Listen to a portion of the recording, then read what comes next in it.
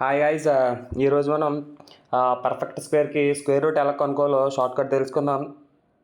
ఆ short cut తెలుసుకునే ముందు మనకి టేబుల్ వచ్చి ఉండాలన్నమాట. ఏదో లాస్ట్ డిజిట్ ఈ నెంబర్తో ఎండ్ అయితే అది పక్కా స్క్వేర్స్ ఆఫ్ ఈ నెంబర్ అయి ఉండాలి. బేసికల్లీ ఒక ఎగ్జాంపుల్ ఏదైనా తీసుకోండి, √756 తీసుకోండి. దీన్ని 2 పార్ట్స్గా పెడతాయండి. ఇది ఫస్ట్ పార్ట్, ఇది సెకండ్ పార్ట్. ఫస్ట్ పార్ట్ 69 కాబట్టి ఈ 69 అంటే 10th ఎండ్ అయింది, 9th ఎండ్ అయింది కాబట్టి అది మ్యాక్సిమం స్క్వేర్ ఆఫ్ 3 or 7 అవుతుంది అనమాట. ఇప్పుడు సెకండ్ పార్ట్ తీసుకోండి. సెకండ్ పార్ట్ వచ్చి 75 కాబట్టి ఈ 75 కన్నా చిన్నగా ఉన్న పర్ఫెక్ట్ స్క్వేర్ ఏమైనా తీసుకోండి. ఆ పర్ఫెక్ట్ స్క్వేర్ వచ్చేసి 64 కదండి. అది 64 స్క్వేర్ ఆఫ్ 8. ఓకే, 8ని గుర్తుపెట్టుకోండి. 8 తర్వాత వచ్చే నెంబర్ ఏంటండి? 9 కదా. 8 × 9 ఈ 72. ఈ 72ని సెకండ్ పార్ట్తో కంపేర్ చేయండి.